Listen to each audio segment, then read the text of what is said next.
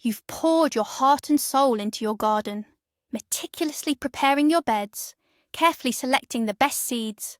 And now you're anxiously watching as your cucumber leaves turn yellow, your tomatoes crack, and your potato harvest promises to be no bigger than peas. Sound familiar?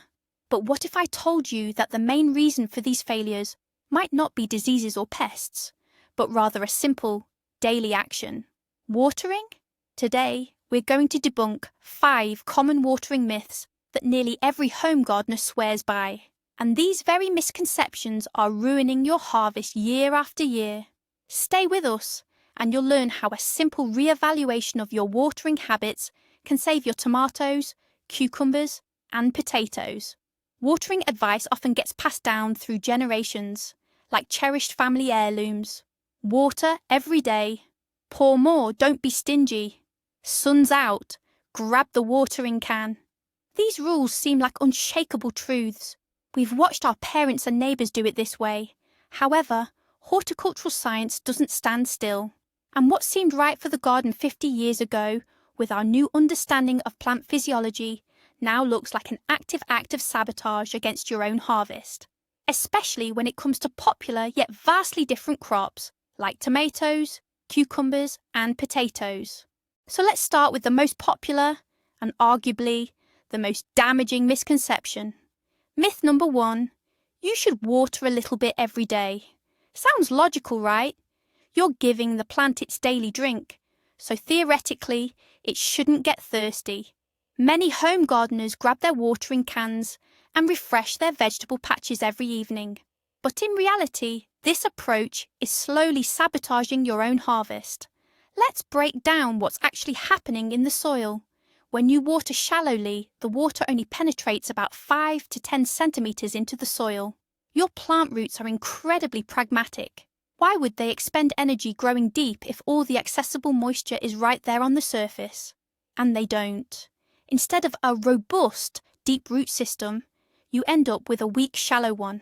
Everything seems fine until the first serious heat wave hits. The sun dries up that shallow, moist layer in just a couple of hours, and your plants with their short roots are suddenly in a desert. They start wilting, yellowing, and dropping their fruit. This kind of watering makes your tomatoes, cucumbers, and potatoes completely dependent on you and incredibly vulnerable to any weather whims. The correct approach is infrequent but very deep watering, which forces roots to search for water deep underground. Now let's move on to the second myth, a particular favourite of those who love their hose sprayer. Watering plants directly on the leaves to freshen them up in the heat. Sounds like a delightful spa treatment for your garden, right? We see those sparkling water droplets on the leaves glistening in the sun, and we feel like we're doing something wonderfully helpful. But the truth is, we're actually creating the perfect breeding ground for the most dangerous enemies of your tomatoes and cucumbers. Let's imagine this. Every single water droplet clinging to a leaf, especially when it's warm, acts as a miniature incubator for the spores of fungal diseases like tomato blight or cucumber powdery mildew. These are simply ideal, even heavenly conditions. A moist, warm environment is exactly what they need to germinate and spread infection. It's particularly risky to give your plants this shower in the evening. As temperatures drop overnight, those water droplets don't evaporate. They linger on the leaves for hours. You're essentially creating the perfect environment for a nighttime disease assault. So, remember this simple rule. Leaves must stay dry. Always direct all water strictly to the root zone. This is one of the most crucial secrets for preventing blight and other plant diseases, saving you a great deal of stress and costly fungicides. Now let's talk about generosity that backfires spectacularly. Myth number 3. The more water, the better. Many gardeners operate under this more is better philosophy, thinking you can never have too much of a good thing, and they end up drowning their garden beds, practically turning them into frog ponds. The logic seems sound enough. Plants need water to grow, so surely more water equals more vigorous growth, right? But that's simply not true.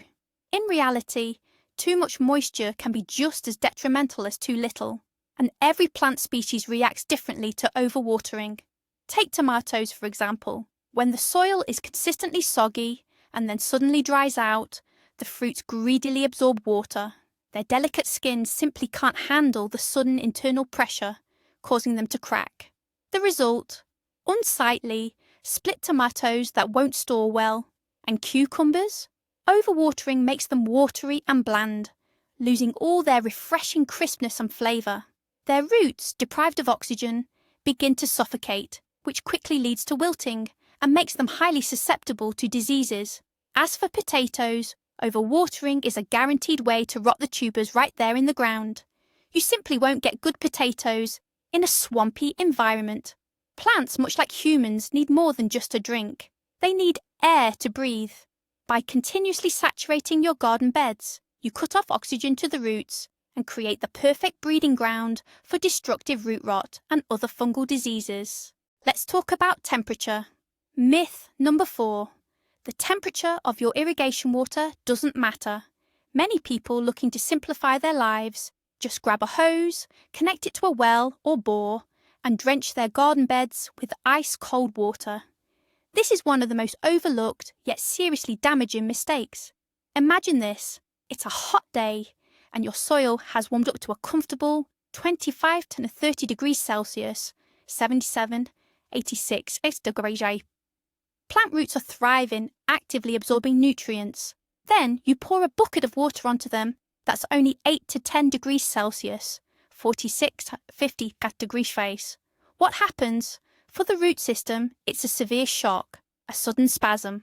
All physiological processes immediately slow down, almost to a halt. The roots stop absorbing not just water, but also essential nutrients from the soil, even if they're abundant. The plant experiences immense stress, essentially going into a state of shock or stupor. Heat-loving crops are particularly sensitive to such a cold shock, especially cucumbers. Watering them with cold water can cause them to drop their blossoms and young fruits en masse. Their growth slows down, and the fruits themselves might even become bitter. Tomatoes also dislike this kind of temperature contrast. So here's the golden rule. Irrigation water should always be warm, settled, and ideally warmed by the sun. At the very least, it should be at ambient air temperature. Let your water sit in a barrel or tank for several hours, and your plants will thank you profusely. And finally, the most insidious myth, one that truly undermines all your other gardening efforts. Myth number 5. You should water all plants in your garden the same way. We tend to think of our garden as a single, unified organism. We grab the watering can and go down the rows. A bucket for the tomatoes, a bucket for the cucumbers, a bucket for the potatoes. But this is fundamentally wrong. These 3 crops have completely different water requirements, and they need to be treated individually. Cucumbers are true water hogs. Their large leaves transpire heavily, and they have a shallow root system. They love frequent and generous watering. For them, even slight drying out of the soil is a stressor, often leading to bitterness in the fruit. Tomatoes, on the other hand, are descendants of wild plants from arid regions. They have a strong, deep-reaching root system. They tolerate drought much better than overwatering. Constant dampness around their roots is a direct path to blight and fruit cracking. Tomatoes need infrequent but deep watering. Potatoes, however, are a whole different story. Moisture is critically important for them during 2 specific periods, during budding and flowering when the tubers are forming, and during the active growth phase of those tubers. However, too much moisture during the initial growth phase and right before harvesting will only harm them, encouraging diseases and reducing their storage life. By understanding these simple differences, you'll be able to give each plant exactly what it needs, rather than applying a one-size-fits-all approach. But here's the biggest revelation in this whole story. It turns out that many of the problems we've been battling all summer, things like tomato blight, bitter or watery cucumbers, and small rotting potatoes, we've often created ourselves, not due to pests or bad weather, but a fundamental misunderstanding of something seemingly simple: water. We thought we were nurturing them, but in reality, we were slowly drowning or dehydrating our plants, making them sick and undernourished. Properly watering tomatoes, cucumbers, and potatoes isn't just about giving the plant a drink. It's about creating the ideal soil conditions for roots to thrive. This allows them to absorb precisely the right amount of moisture needed for strong stems, juicy fruits, and large tubers. Stop making these 5 mistakes, and you're not just watering, you're taking control of your garden's health and overall yield. So, let's recap. Water infrequently but deeply, ensuring the soil is thoroughly saturated. Apply water directly to the base of the plant, keeping the leaves dry. Only use warm, room temperature water that has been allowed to settle. And crucially, always remember that cucumbers, tomatoes, and potatoes have entirely different watering needs. Thank you for watching this video all the way to the end. If you found anything new and useful for your garden, please hit the like button and subscribe to the channel so you don't miss out on more valuable gardening secrets. Now I have a question for you. Which of these watering myths was the biggest revelation for you? Or perhaps you disagree with one, having your own tried and true method. Share your thoughts in the comments below. Let's learn from each other.